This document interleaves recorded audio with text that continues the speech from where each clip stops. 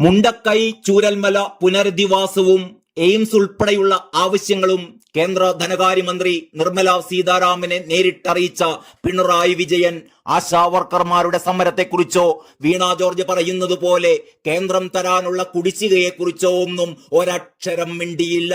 ഡൽഹി കേരള ഹൌസിൽ ഗവർണർ രാജേന്ദ്ര വിശ്വനാഥ് അർലേക്കറും മുഖ്യമന്ത്രി പിണറായി വിജയനുമാണ് നിർമ്മല സീതാരാമനുമായി കൂടിക്കാഴ്ച നടത്തിയത്. ഏറ്റവും പ്രധാനപ്പെട്ട വിഷയമായ ആശാവർക്കേഴ്സിന്റെ സമരം ചർച്ചയായില്ല.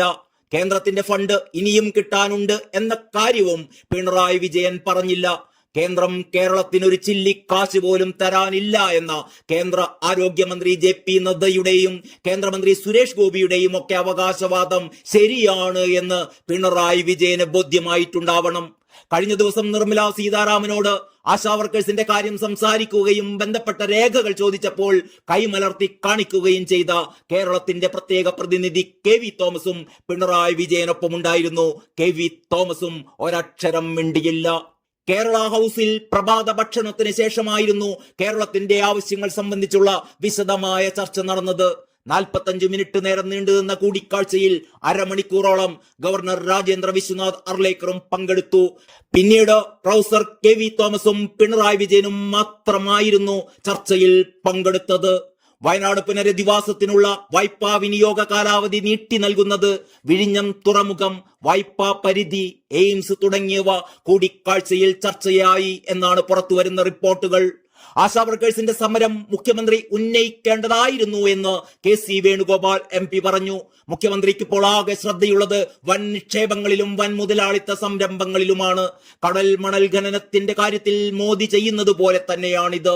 പാവപ്പെട്ട ആശാവർക്കർമാരുടെയും തൊഴിലുറപ്പ് തൊഴിലാളികളുടെയും പ്രശ്നങ്ങൾ കൂടി മുഖ്യമന്ത്രി ഉന്നയിക്കേണ്ടതായിരുന്നു. തൊഴിലുറപ്പ് തൊഴിലാളികൾക്കും ഒരുപാട് ഡ്യൂസ് ഉണ്ട്, അദ്ദേഹം വ്യക്തമാക്കി. കേരളത്തിന്റെ ആവശ്യങ്ങൾ അനുഭാവപൂർവ്വം പരിഗണിക്കാമെന്ന് കൂടിക്കാഴ്ചയിൽ ധനമന്ത്രി അറിയിച്ചതായാണ് വിവരം. കൂടിക്കാഴ്ചയ്ക്ക് ശേഷം മുഖ്യമന്ത്രിയോ ധനകാര്യമന്ത്രിയോ മാധ്യമങ്ങളോട് ഒന്നും പ്രതികരിച്ചതുമില്ല. കൂടിക്കാഴ്ച തീർത്തും അനൌദ്യോഗികം എന്നാണ് സംസ്ഥാന സർക്കാരിന്റെ വിശദീകരണം. അതേസമയം സംസ്ഥാന ധനകാര്യമന്ത്രി KN ബാലഗോപാലിനെ ഒഴിവാക്കിക്കൊണ്ട് മുഖ്യമന്ത്രിയും കേന്ദ്ര ധനകാര്യമന്ത്രിയും കേരള ഹൌസിൽ നടത്തിയ കൂടിക്കാഴ്ചയിൽ ഒട്ടേറെ ദുരൂഹതകളുണ്ട് എന്ന് രാഷ്ട്രീയ നിരീക്ഷകർ ചൂണ്ടിക്കാട്ടുന്നു. അനൌദ്യോഗിക സന്ദർശനം എന്നാണ് വിശദീകരണം. മകൾ വീണ വിജയൻ പ്രതിയായ SFIO അന്വേഷണം നടക്കുമ്പോൾ കേന്ദ്ര ധനകാര്യമന്ത്രിയെ മുഖ്യമന്ത്രി ചെന്ന് കണ്ടതാണ് സംശയങ്ങൾ ഉയർത്തുന്നത്. ഒരു സുപ്രഭാതത്തിൽ നിർമ്മല സീതാരാമൻ മുഖ്യമന്ത്രിയെ കാണാൻ നിശ്ചയിച്ചതല്ല. KV തോമസിന്റെ ഭഗീരഥ പ്രയത്നമാണ് ഇരുവരും തമ്മിലുള്ള കൂടിക്കാഴ്ചക്ക് അരങ്ങൊരുക്കിയത്.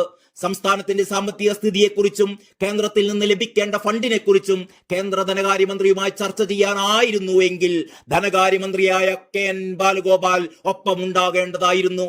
ബാലഗോപാലിനെ കൂട്ടാതെ വിശ്വസ്തനായ KV തോമസ് ആണ് ആദ്യവസാനം മുഖ്യമന്ത്രിയോടൊപ്പം ഈ ചർച്ചയിൽ പങ്കെടുത്തിരുന്നത്. വയനാട് പുനരധിവാസത്തെക്കുറിച്ചും കേന്ദ്ര സഹായം മുൻകാല പ്രാബല്യത്തോടെ അനുവദിക്കുന്നതിനെ കുറിച്ചുമൊക്കെയാണ് ചർച്ച നടത്തിയത് എന്നാണ് ചില മാധ്യമങ്ങൾ റിപ്പോർട്ട് ചെയ്തത്. എന്നാൽ എന്താണ് യഥാർത്ഥത്തിൽ സംസാരിച്ചത് എന്ന് മുഖ്യമന്ത്രിയോ ധനകാര്യമന്ത്രിയോ വിശദീകരിച്ചിട്ടുമില്ല. കരിമണൽ കമ്പനിയായ CMRL നിന്നും മുഖ്യമന്ത്രിയുടെ മകൾ വീണ വിജയൻ ചെയ്യാത്ത സേവനത്തിന്റെ പേരിൽ മാസപ്പടി വാങ്ങിയതുമായി ബന്ധപ്പെട്ടുള്ള സീരിയസ് ഫ്രോഡ് ഇൻവെസ്റ്റിഗേഷൻ ഓഫീസ് കേസിൽ മകളെ രക്ഷിക്കാനായാണ് പിണറായി നിർമ്മല സീതാരാമന്റെ കാല് പോയി പിടിച്ചത് എന്ന മട്ടിലാണ് ഡൽഹിയിലെ രാഷ്ട്രീയ നിരീക്ഷകരുടെ ചില ചൂണ്ടിക്കാണിക്കലുകൾ. വീണ വിജയൻ മാത്രമല്ല, പിണറായി വിജയന്റെ പേരും ഇൻകം ടാക്സ് ഇന്ററിം സെറ്റിൽമെന്റ് ബോർഡിന്റെ വിധിയിലുണ്ടായിരുന്നു എന്നുള്ള കാര്യവും ശ്രദ്ധേയമാണ്.